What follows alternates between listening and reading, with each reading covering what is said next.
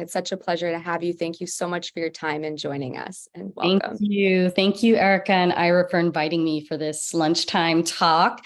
I wish I could see all of you and be eating lunch with everybody here, but I'll do my best to stay engaging and make this. We will be definitely going from it sounds like a little bit of a different perspective than where we've been going the rest of the day, but definitely connected. So usually when people think about climate, it's like up in the atmosphere. It's like carbon emissions somewhere out there. And usually climate is this very large thing.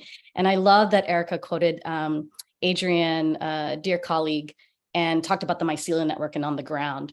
We will often talk about we are the front lines, or we are on the ground of the climate issue that a lot of people see as something very scientific or might involve very charismatic megafauna like polar bears, and lots of signs that people don't understand. But I'm hoping today that we could bring it actually down to the ground. So I would like to start with APEN, Asian Pacific Environmental Network. We're a 30-year-old environmental justice organization. And I want to introduce you to our community a little bit, or one of them. We're actually in Richmond, California, in Oakland, Chinatown, also in California. And we recently just started building with communities in the South Bay of Los Angeles, which has very similar issues to what I'm about to describe. So imagine Richmond, California. I doubt many of you have been there, but if you have, amazing. Richmond, California is maybe about 30, 40 minutes from San Francisco, which a lot of people know about. And Richmond, California is a town that's about a little over like 115 years old. And in fact, the Chevron refinery, which used to be under a different name, has been around even longer than the city has been incorporated. It's about a little over 100,000 population of people. And our communities, primarily Laotian immigrant refugees is who we work with, particularly in Richmond, although we work with a lot of amazing partners in Richmond, who it's primarily a working class neighborhood. And I think was historically very Black and brown. It is well known for the World War II kind of warship building, built a ton of World War II stuff, and is famous for Rosie the Riveter. So, you know, kind of here, Rosie the Riveter, there's a museum there about her. And so Richmond is a very industrial town. And the refinery is 2,900 acres, which is, I don't know, like 2,500 football fields. It's big. It's big, and it's situated in North Richmond. And just outside of that are some housing there where some of our Laotian immigrant refugee population lives. And a lot of our Laotian immigrant refugees came from actually the Vietnam War impact in their region and the war spreading and looking for safety and opportunity here in the United States. And a lot of them then were relocated to Richmond and excited about the possibilities here, but they had no idea that right next door would be this giant refinery. And so if you can imagine, in this very highly industrial place, there's different communities living there. And in March of 1999, there was this incredibly huge explosion. The sky was covered in black clouds, and like many towns, including the one I grew up in, there was actually a call made to shelter in place, that the air was so bad and stuff that was coming out of the refinery, this chemical explosion, was so bad that it was actually dangerous for people's health. Now, if you can imagine, several of our members actually recount this as kids and talk about how they didn't actually know what it was. So what you do when you see something like that is you walk outside and you're like, what is that? And several folks were out in their backyards playing. They had their relatives. They also garden in the yards there, and watching this big cloud happen. And that chemical explosion actually led to a lot of people being hospitalized. And unfortunately, this is not a singular thing. This has happened. People can recount 1989, 1994, 1999. I believe the most recent explosion was 2012. And so when this came up, we were like, great. And so the call was put out. Now that call was put out in English. And the Lao immigrant community that we work with speaks in 4 different languages: Lao, Khmer, Mien, and Hmong. And so folks didn't actually have the information they needed to shelter in place and to stay safe. And so from that, we were working with folks on all different kinds of things at this point: toxics in their fish, The young people were looking at access to safe spaces. We were growing young women leaders, and they were like, this is huge, this is terrible. And a lot of people had gotten sick. And so over the next course of 7 years, speaking of institutional accountability, we were like, actually, there needs to be a multilingual warning system so that folks could actually have the opportunity to protect themselves and their families. And it took 7 years to get that done. And it was amazing because these 4 languages, right, served about, I don't know, the AAPI communities in Richmond maybe make 14% of the population, but getting the multilingual warning system then got it in all the languages, which served the even broader population and kept more people safe in Richmond and allowed people to stay in. Now, in environmental justice, there's the very famous phrase, the canary in the coal mine. And as folks know, coal miners used to bring a canary bird down into the coal mines. And the minute the canary started to react to the air, the coal miners knew to leave the mine, right? So often we will talk about our environmental justice and climate justice communities are both at the front line of the extraction and are going to be at the front line of the impacts of this extraction that have created the climate disruption that we see now. And if we look to the canary and take the lead from the canary and protect the canary, we actually protect everyone. I would argue in this talk that we actually need to uncage the canary and let us fly. And that there shouldn't be test communities all over the place, but there are communities all over the world like ours that are at the intersection of poverty, pollution, and racism. And environmental justice, very simply to us, is being able to have a healthy environment where you live, work, play, and eventually thrive. And so climate justice is the opportunity to have that environment within that larger context of climate disruption. And the way we see that at our work in APEN is, we often talk about a dear colleague of mine, Dr. Manuel Pastor. I was just on a talk with him and Jane Fonda at the Fire Drill Fridays. And we, a long time ago when Hurricane Katrina hit, and Dr. Pastor was talking about how these climate impacts that we're seeing, the increase in weather events and all of that. And in this particular example, we were talking about how in Katrina, if the levees had been strengthened because everybody knew that it would protect the Ninth Ward, but was a disinvested community, it would have protected all of the things that people love about New Orleans more largely, which is the quarter and the downtown area. But because that then got delayed and didn't, you basically had everybody kind of getting wiped out. And Dr. Pastor talks about that climate and what we see in climate and what climate will surface. It is the acute expression of a chronic condition. So what that means is there's a lot of communities like Richmond, like the southeast of Louisiana and the Gulf Coast, right? That are communities that have been long-term chronic things from being the communities either where somebody decided that land wasn't worth anything, and so it was the only places we could move, or we were there and they were like, they're not going to say anything about this stuff that we do to them because they're too busy working and taking care of their people, and they aren't as politically, quote unquote, empowered in the traditional systems. So there are communities like this all over the world, and we see climate as just the acute condition of something for us that is chronic in environmental injustices and environmental racism. And what we argue is that at the base of it is a system or economy, and I mean this in the Greek sense of the word, as our friends from Movement Generation say, which is economy is simply the management of our home. In our case, in the broader case of humanity, potentially the mismanagement of our home and resources. And so we believe that we need to make a just transition from a way that we have managed the world and economy to one that is actually regenerative and serves the health and well-being of the people and the living beings on this earth. And so that is generally how we think about our work and how we're trying to engage this, and what does it look like to hold institutions accountable to this vision when you have this problem, right? I love that the name of the conference is Truth and Transformation. And I would say that you cannot have transformation without looking very straight in the face at the truth of what has happened, right? So in refinery communities like Richmond, we are looking at, I will tell you that corporate accountability has been a very elusive thing for us. And my understanding of corporate accountability, and you all have been talking about this afternoon, is often it is seen as holding corporations responsible for the non-financial areas of impact of their work. Now, unfortunately, what this means is that corporations, their bottom line is to make money for their shareholders. So ultimately, a lot of the corporations do not feel accountable to the breadth of us that are actually impacted by their operations. And so over the years, we have done things like the multilingual warning system that has used the levers that we have, which are like our local government or regulatory agencies, that then force the corporate institution accountable to their actions, right? But this is kind of the roundabout way that we have as people to do it.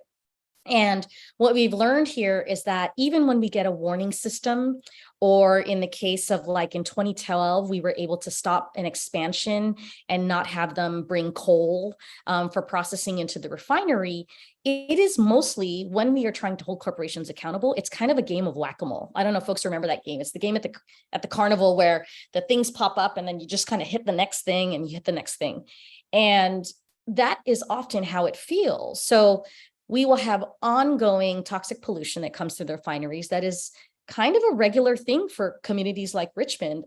We know that a lot of our kids, instead of passing out snacks on the playground, our members who are nurses in the schools will tell us that they pass out inhalers, right? Or that, you know, cancer diagnoses are kind of as regular as church on Sundays in our communities. And so they're ongoing things. And then there are these explosions that are not a matter of if, but when, because of how these operations happen and how do we keep both communities and the workers who are operating it safe. And then often we will have programs where, you know, the corporate bottom line is to make the money. And so they will find all kinds of ways to keep doing that. So we have seen moves to expand the refinery, even though our communities for over 100 years have been taking the brunt of the cost, the externalized cost of it. Coal transport, like I mentioned. And then the newfangled thing is because people are finally seeing that we actually have to do something about climate, that we are getting what are being sold as solutions. Things like dirty hydrogen or carbon capture, utilization and storage, that when you look a little deeper, I would be very careful that what we are seeing is this is often a ploy to keep fossil fuel infrastructure in place. And so while we have this huge opportunity to actually shift away for the survival literally of our species to energy systems and ways of life that we work with the earth and resources, that we may just be making the problem worse because in our desperation and urgency, we want something to be the answer, but frankly, it's a ploy to keep the status quo going. And so what I've learned here on the fossil fuel phase out and how you stop kind of the system that we're trying to shift from is that institutional accountability is not going to happen naturally. So by its very definition, industry and corporations are meant to make money. So if we want to hold them accountable, it requires so many external levers, including like government, regulatory agencies, and frankly, lots of people saying, hey, spotlighting, hey, this is happening and this shouldn't be happening. And then how you apply that strategic pressure externally and find that lever in the institution to actually pivot the practices, right? And I'll be frank, the lessons right now are at least when we go at it straight from a corporation side, it hasn't been the most effective thing.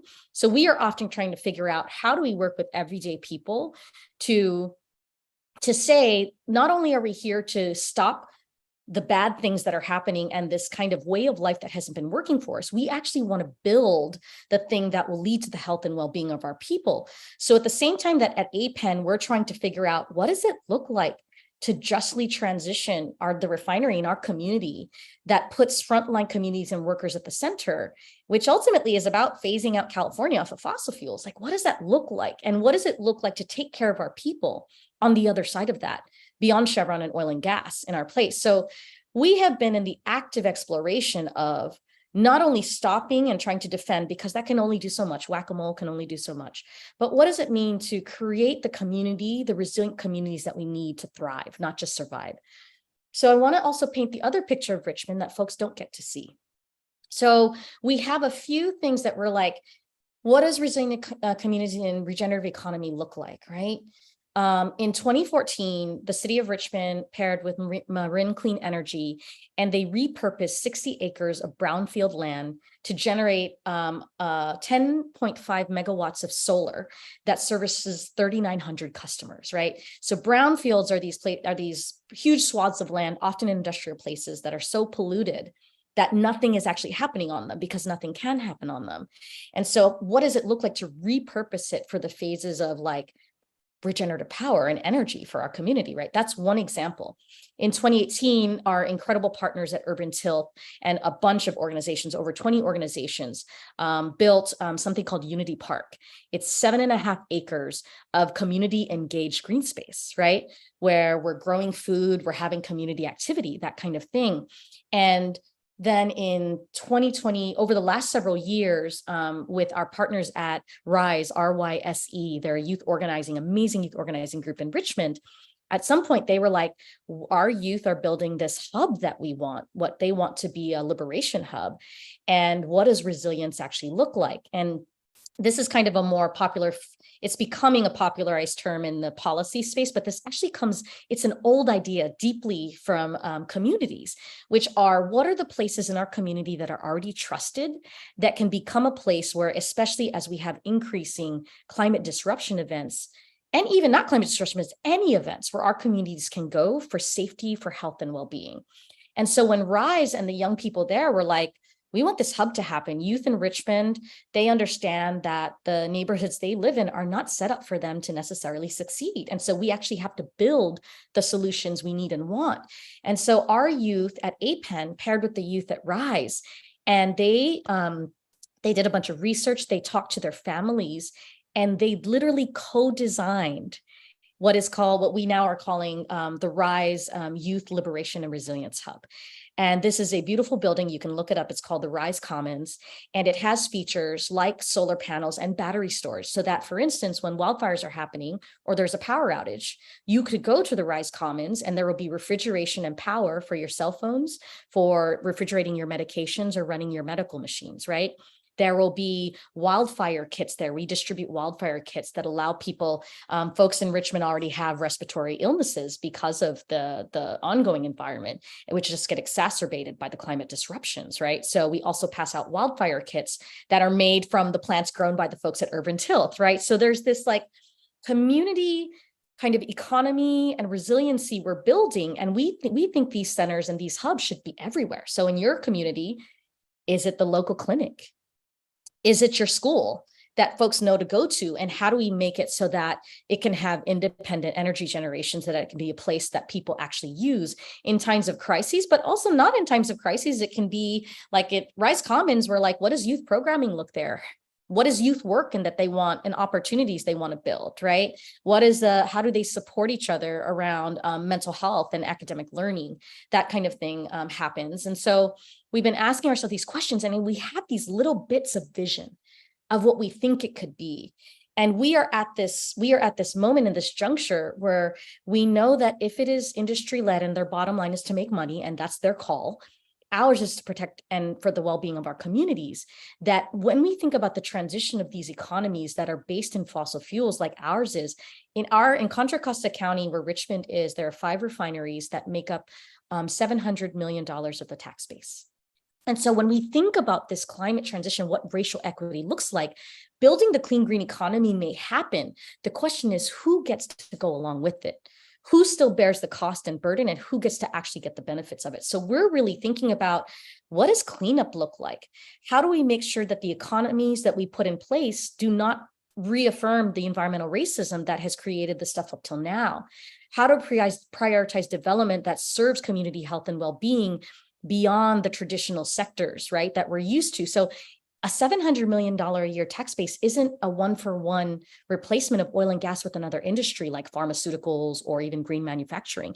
And frankly, those have a lot of toxic things that are also, we have the opportunity to not do what we have done in the past. And so how do we get creative? What does it look like to actually create jobs in remediating the land? What could it look like to build decarbonized buildings, right, that are actually affordable housing for our people? What does it look like to have local economic development and maybe even like strip malls that are repurposed for local community business and cooperatives that generate wealth and keep it within the radius of the community.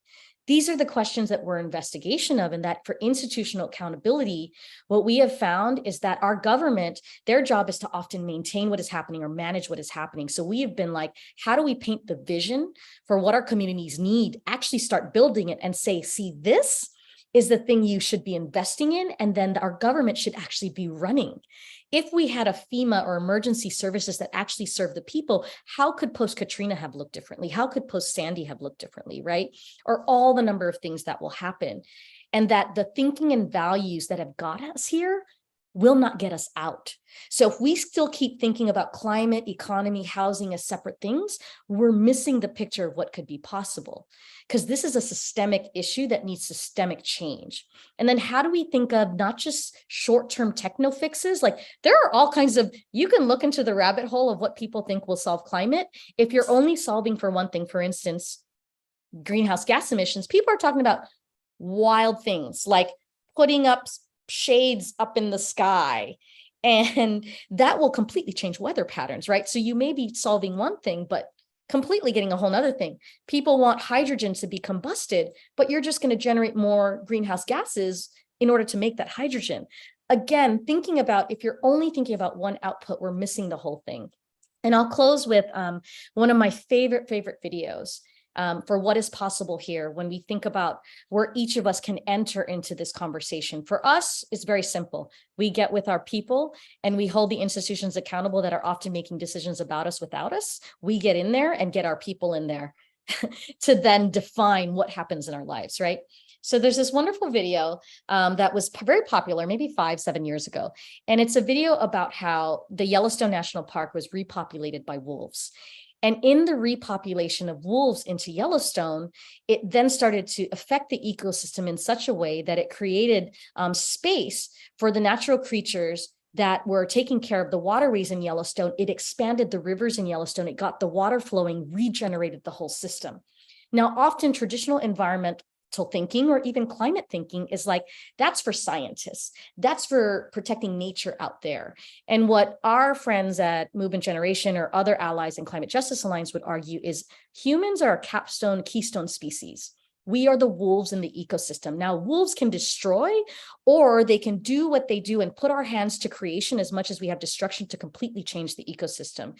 And I think what all of us need to think about, both as individual citizens and accountable people who are trying to stay on this planet and institutions, is how do we put our efforts and our hands to the efforts and that the willpower and scale that we have extracted resources. We now need to put our efforts to the scale of rebuilding this ecosystem that we are a part of. And that means looking at how we run our economies, how we think of them more interdependently, and how when you look to the canary and uncage us, that there are places we will fly. And we are the ones who have been at the brunt of it and often are thinking about the solutions because they are impacting us immediately now, even as many of us get to live in the comforts of not having the impacts happen on a day-to-day basis. I'll stop there and take questions. Wow.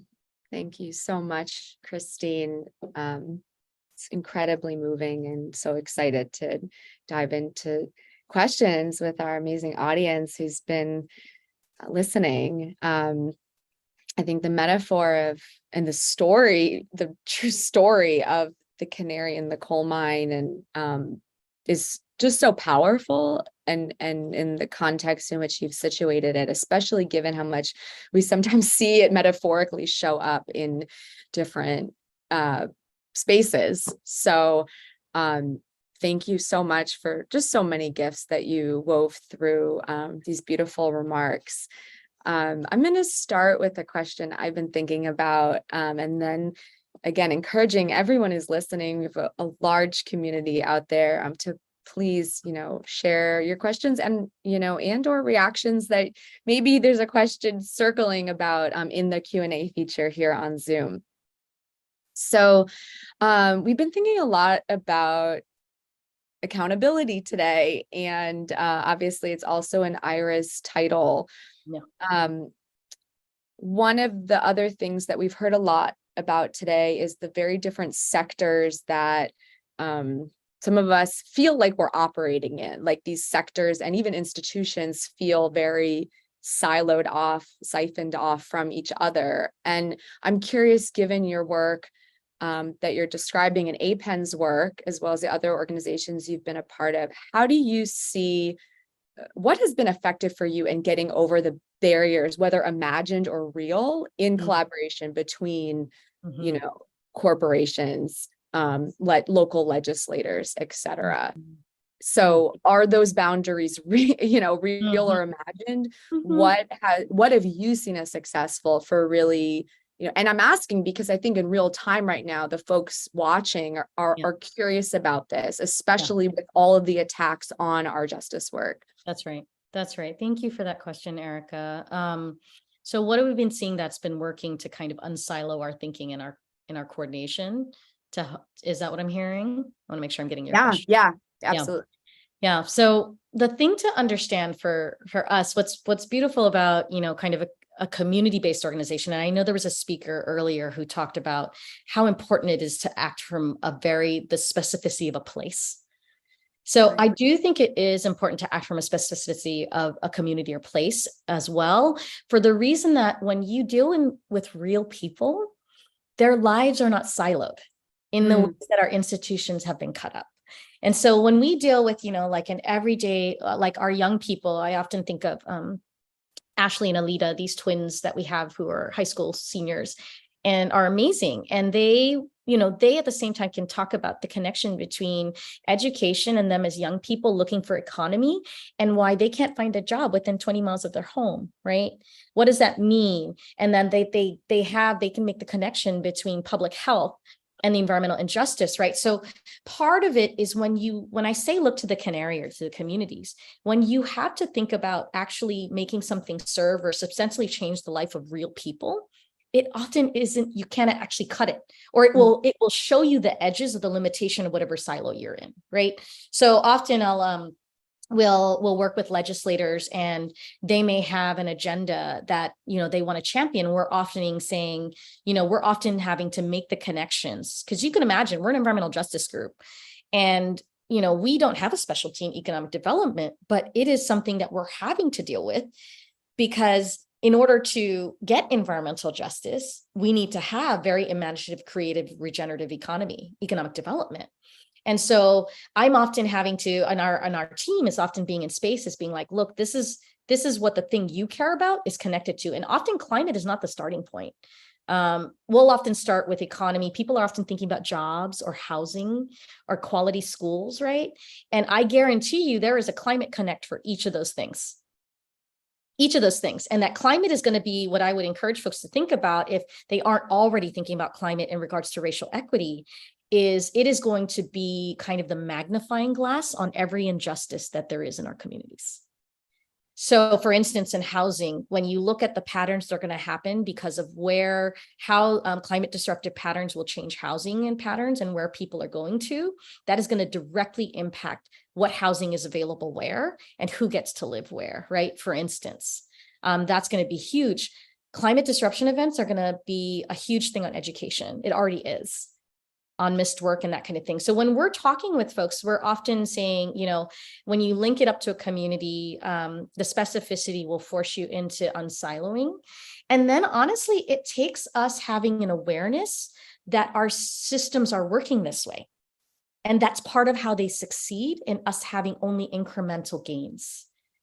And so I think it does take on all of us to know that the status quo is running some way, and that for us, we kind of have to swim upstream a little bit. And so it does take an extra level of awareness to make those connections.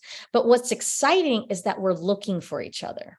Here's where I would encourage folks that right now, when I see folks trying to create solutions to these things that are happening in our community, that there are often folks wanting to work together, that there's like, if you ask the question, there is somebody, I guarantee you, probably asking the same question from a different angle. And so that's just a couple of ways that I would talk about this. Thank you. So rich with reflection and just so much meaning making. And I personally, and I'm sure others, appreciate the distinction you've made that people's lives don't end at the edge. You said it better, but people's lives don't end at the edge of these imagined boundaries of institutional work. Like, I'm gonna find how you said it and tweet that out or quote that later. But just such a beautiful way of also, we're talking about spaces too, the community as a space, the community as people, as Black, Indigenous, Asian American, Pacific Islander communities. And so that's the people, the space in which they're living, that space impacted by all of the environmental degradation that you're describing, and environmental violence, right? So thank you. We're gonna transition to a wonderful question from the audience. Can you talk about how you've overcome the challenges that can arise in multiracial organizing? Yeah. And this is such a powerful question, that's surfacing, because as this participant notes, the ways that systems have isolated and pitted groups against each other. Yeah. Right. Like that's part of the violence of systemic oppression. So this person asks, do you think that environmental justice is an issue that provides a more, their words, natural catalyst to bringing different groups together because of the impact because the impact of injustice is ever present in tangible ways? So it's actually twofold, but integrated, right? This question of multiracial organizing, equitable multiracial organizing, and also, does environmental justice serve as a useful catalyst in supportive ways? Oh my God, I love that. Thank you to the person who lifted this up. There are no easy answers here. But I will say we have some promising glimmers of hope. So on the multiracial organizing piece, I think the thing to understand about APEN is, so in our founding, we went to the People of Color Environmental Justice Summit, Leadership Summit, and APEN didn't exist before it. We learned from our Black and Indigenous and Brown, Latinx brothers and sisters and brethren all over, sistren, all over the country, who were experiencing a lot of the same things in different levels of intensity. But if you, and so from our founding, we have never thought of ourselves as only for the benefit of Asian immigrant refugee communities, right? So for instance, in Richmond, it is a highly Black and Brown community, right? And you'll hear our members speak to, like, they know that, like, caring for our communities, and this is the beauty of it, it's like, we actually have more that we share in common than we don't in working class communities. Now, in this time and place, there are a lot of dominant narratives and avenues, in particular, I think the way social media interacts, and because of the pandemic, that isolation has bred even more fear. So you can imagine one of the things that we saw during the pandemic was there was a rise in anti-Asian hate violence, right? And we both saw in there an opportunity to come together, but we also saw how much pain there was in our other Black and Brown communities, Indigenous communities around, that a lot of folks were seeing attention to the violence happening in all communities in the scarcity mode. Like, actually, you guys be quiet because Asians don't have it as worse. All the way to, we did this, and we still have it going. We have an ambassador program that we have in Chinatown, Oakland, where folks can sign up to walk elders around, because, when, I don't know if people understand this about how the economy works, is like, economy, when there's this level of wealth inequality, breeds more violence because people are more desperate. And so of course violence increases. What we try to do is inoculate our members, because as you can imagine, a lot of our members, when you live in proximity, that can be an excuse to, really feed bad stereotypes that have gotten fed through all kinds of colonial and imperial thinking that's very anti-Black, right, and anti-Indigenous. And so some of what we've been trying to do is keep our members engaged with other folks in the community who are doing, like, community organizing in Black communities, Black and Brown communities, and doing exchanges and saying, actually, we are actually in this together, but we are very much being pitted against each other. right now. And that as long as we stay in the mode of trying to defend and scarcity, I do think there's an opportunity in environmental and climate justice. Like, so when I talked about the Resilience Center, that was one of the most beautiful things to see is like young people in Richmond, they all live in Richmond. You know, they live there in different parts, but their understanding of when we understand that we're actually in the same boat, it helps create opportunities to flex a different muscle around interdependence and building something creative together versus isolating and feeding the fears that we are actually each other's problems, right? Versus that we are differently impacted in a system that is not working for most of us. And so I think it is very easy to get caught in the layers of that. If you don't fight against all the things talking to our people and to each other, that is just going to feed the fear, right? When what I see on a day-to-day basis, it's hard for me not to have hope when I am watching these youth dream up what they actually need for the community. And so I think if the more we provide opportunities for us to be in active engagement together on the solutions we need for our people, whether that's environmental justice or other kinds of justice, I think will lead to more multiracial organizing. Thank you. So incredibly put. And as you said, such a important or meaningful question, and just what a beautiful meaningful response, Christine. And thank you also for invoking the recent, not too distant and recent history of severe anti-Asian violence and racism, particularly related during the time of the pandemic, as well as not explicitly related to the pandemic. Thinking also about those lives lost in the South in a horrific massacre and other episodes that we've seen, and these deep interconnections which you've spoken to. We have just a few minutes left. I could personally grab a cup of tea and keep this conversation going with you. I want to first lift up some appreciation also from the chat of just the very, as someone said, very rich metaphors and vivid descriptions that apply globally and that you've spoken to and illustrated. Thank you for sharing this perspective in such accessible ways and that make it tangible. I certainly appreciate that as well. So as we close this conversation, I invite you first to share any, lingering thoughts that are with you, things that haven't come up that, are feeling called to be spoken and or are important. And, someone has also talked about the role of incarceration, our carceral systems, those impacted by those systems. Climate adversely affects them. Yes. So there's also this, I guess, ecosystem question of the myriad of ways that systems of oppression and environmental degradation and harm people through all of the layers in which they are experiencing, as the People's Institute calls it, like the footprint on them of these systems of oppression. So any final words, and also how do we think about, the myriad of ways that we are all here working to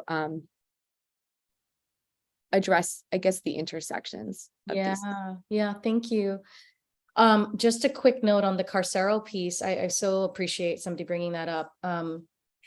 This idea of canaries and who's there. I remember learning that there are incarcerated folks who act as firefighters here in California, which is a wild intersection that I don't think, wouldn't come up unless you kind of dug a little deeper, right? And what does it mean for everybody from where they are at to understand the kind of systemic nature of what is happening right now? Like, again, climate will be the magnifying glass, right? It will make worse the current inequities. And so us understanding the implications of that, I think, are really important. So my closing words would be we're in such a moment. We're in such a crossroads as a species.